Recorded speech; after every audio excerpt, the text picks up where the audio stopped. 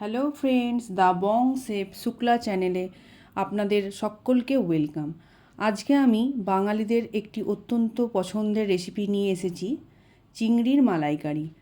আমি কিভাবে চিংড়ির মালাইকারি বানাই সেটাই আপনাদের কাছে শেয়ার করব। তাহলে দেখে নেওয়া যাক আজকের রেসিপিটা। এখানে 300 গ্রামের মতো গলদা চিংড়ি নিয়ে নিয়েছি। এটাকে আগে থেকে কেটে ধুয়ে পরিষ্কার করে নিয়েছি। এরপর আমি এর মধ্যে স্বাদমতো লবণ দিয়ে দিলাম। লবণটা দিয়ে ভালো করে মাখিয়ে নিতে হবে। তার আগে এর মধ্যে 1/3 টিস্পুনের মতো হলুদ গুঁড়োও দিয়ে দিলাম। দিয়ে এটাকে এবার ভালো করে মাখিয়ে নেব। ভালো করে মাখিয়ে নেওয়ার পর এটাকে আমি 10 মিনিটের মতো রেখে দেব। দেখুন সুন্দরভাবে মাখানো হয়ে গেছে, এটাকে আমি রেখে দিলাম। এবার 3টে মিডিয়াম সাইজের পেঁয়াজ, 17 কোয়া রসুন, 3টে কাঁচা লঙ্কা, 3 টিস্পুনের মতো নারকেল বাটা আর 1.5 টিস্পুনের মতো সর্ষে বাটা নিয়ে নিয়েছি। এরপর গ্যাসের ফ্লেমটা অন করে আমি কড়াইটা গরম করে নিয়েছি। এরপর এর মধ্যে আমি 3 টিস্পুনের মতো সর্ষের তেল দিয়ে দিলাম। এরপর তেলটাকে আমি ভালো করে কড়াতে ছড়িয়ে দেব, দিয়ে তেলটাকে গরম করে নেব। গরম হয়ে গেলে গরম তেলের মধ্যে এক এক করে চিংড়িগুলো দিয়ে দিচ্ছি। সব চিংড়িগুলো দিয়ে দিলাম। এইভাবে গ্যাসের ফ্লেমটাকে কমিয়ে বাড়িয়ে চিংড়িগুলোকে আমি ভেজে নেব। চিংড়িগুলো খুব বেশি ভাজা যাবে না, খুব বেশি কড়া করে ভেজে নিলে চিংড়ি শক্ত হয়ে যাবে। সেই জন্য 3 মিনিটের মতো রাখবো। রেখে নিয়ে আবার এই চিংড়িগুলোকে আমি উল্টে দেব। 3 মিনিট পর আমি এক এক করে চিংড়িগুলোকে উল্টে দিচ্ছি। দেখুন স্কিনের কালারটা কীরকম চেঞ্জ হয়ে গেছে। এরকম স্কিনের কালার চেঞ্জ হয়ে গেলেই চিংড়িগুলো ভাজা হয়ে যাবে। উল্টো সাইডটাও এইভাবেই কালার যতক্ষণ না চেঞ্জ হচ্ছে ততক্ষণ আমি ভেজে নেব।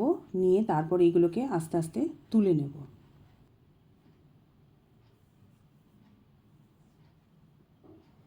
এরপর সেম কড়াইয়ের মধ্যে 3 টিস্পুনের মতো আবার সর্ষের তেল দিয়ে দিলাম। দিয়ে তেলটাকে ভালো করে নাড়িয়ে দিয়ে এর মধ্যে গ্রেট করে রাখা রসুনগুলো দিয়ে দিলাম। দিয়ে গ্যাসের ফ্লেমটা কমিয়ে বাড়িয়ে রসুনটাকে ভালো করে ভেজে নিতে হবে। এর কাঁচা গন্ধটা যখন চলে যাবে তখন আমি এর মধ্যে পেঁয়াজ বাটাটা দিয়ে দেব। পেঁয়াজ বাটাটা আমি দিয়ে দিলাম। দিয়ে ভালো করে এটাকে নাড়তে হবে। এরপর এর মধ্যে স্বাদমতো লবণ দিয়ে দিলাম।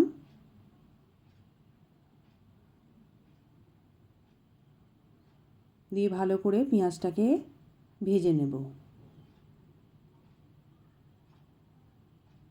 দেখুন পেঁয়াজটা অর্ধেক ভাজা হয়ে গেছে। এরপর এর মধ্যে 1/3 টিস্পুনের মতো হলুদ গুঁড়ো দিয়ে দিলাম। এবার এটাকে ভালো করে নেড়ে নিয়ে এর মধ্যে একটা মাঝারি সাইজের টমেটো অর্ধেক করে নিয়ে সেটাকে টুকরো করে কড়ার মধ্যে দিয়ে দিলাম। দিয়ে এবারে পেঁয়াজ টমেটো রসুন সবই ভালো করে ভেজে নিতে হবে। টমেটোটা প্রায় নরম হয়ে আসছে। এরপর এর মধ্যে আমি নারকেল বাটাটা দিয়ে দিলাম।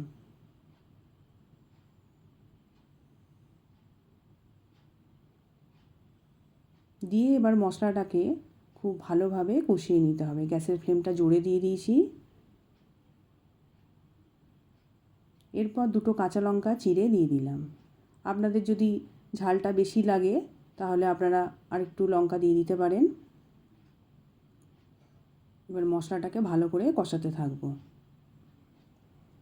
এরপর গ্যাসের ফ্লেমটা কমিয়ে দিয়ে এর মধ্যে আমি 1/3 টিস্পুনের মতো চিনি দিয়ে দিলাম। চিনিটা দিলে ভালো টেস্টটা হয়। এরপর আপনারা যদি পছন্দ না করেন তাহলে এটাকে স্কিপ করেও যেতে পারেন। এইভাবে 3 মিনিটের মতো আমি মশলাটাকে আরও কষিয়ে নেব। দেখুন সুন্দরভাবে মশলাটা কষানো হয়ে গেছে। এরপর এর মধ্যে 3 কাপের মতো জল ঢেলে দেব। জল ঢেলে দিয়ে মশলাটাকে ভালো করে জলের সঙ্গে মিশিয়ে দেব।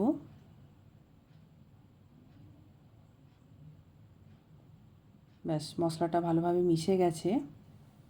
এরপর একটা ঢাকনা দিয়ে জলটাকে ফুটিয়ে নেব। গ্যাসের ফ্লেমটা জোরে দিয়ে দিলাম। জলটা ফুটে গেছে। এবার এর মধ্যে আমি এক এক করে চিংড়িগুলোকে দিয়ে দেব।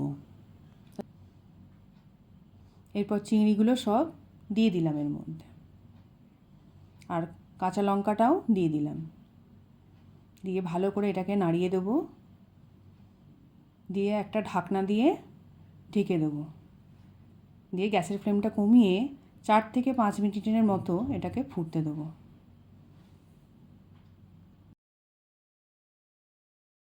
5 মিনিট পর ঢাকনাটা খুলে সব চিংড়িগুলোকে উল্টে দেব।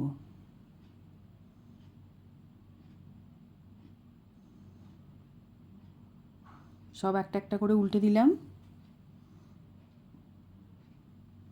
এরপর আমি এর মধ্যে 1/4 টিস্পুনের মতো গরম মশলার গুঁড়ো দিয়ে দেব। দিয়ে ভালো করে আবার নাড়িয়ে দেব। দিয়ে এটাকে আমি আবার 4 মিনিটের মতো ফুটতে দেব।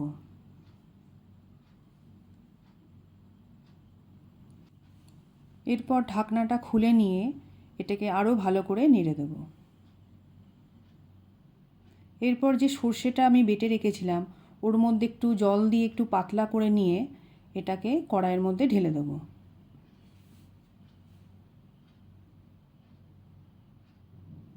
দিয়ে ভালো করে এটাকে মিশিয়ে দেব। সর্ষেটা বাটার সময় একটা কাঁচা লঙ্কা আর সামান্য পরিমাণ লবণ দিয়ে বেটে নিয়েছিলাম। এতে সর্ষের তেতো ভাবটা চলে যায়। এরপর একটা ঢাকনা দিয়ে ঢেকে দিলাম 2 থেকে 2.5 মিনিটের মতন। গ্রেভিটা অনেকটা ঘন হয়ে এসেছে। গ্যাসের ফ্লেমটা আমি জোরে দিয়ে রেখেছিলাম। দিয়ে ভালো করে নাড়িয়ে দিয়ে এটাকে আমি আবারও 1 মিনিটের মতো ফুটতে দেব।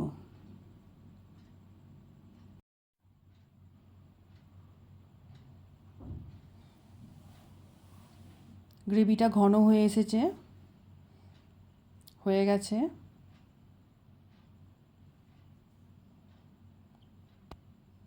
এরপর গ্যাসের ফ্লেমটা অফ করে দিলাম। এরপর এর মধ্যে আমি 1.5 টিস্পুনের মতো কাঁচা সর্ষের তেল ছড়িয়ে দিলাম। দিয়ে এটাকে এবার একটা বাটির মধ্যে ঢেলে নিয়েছি। দিয়ে 10 মিনিটের মতো ঢাকা দিয়ে রেখে দিলাম। এরপর গরম ভাতের সঙ্গে এটাকে সার্ভ করে দিলাম। আশা করছি এই রেসিপিটা আপনাদের ভালো লেগেছে। যদি ভালো লেগে থাকে তাহলে অবশ্যই লাইক দেবেন, কমেন্ট করে জানাবেন কেমন লাগলো, আর আমার চ্যানেলটা সাবস্ক্রাইব করে নেবেন, আর পাশে রাখা বেল আইকনটা প্রেস করে দেবেন। তো আজকের মতো এখানেই শেষ করছি। আবার আসবো অন্য কোনো রেসিপি নিয়ে। সবাই ভালো থাকবেন, সুস্থ থাকবেন।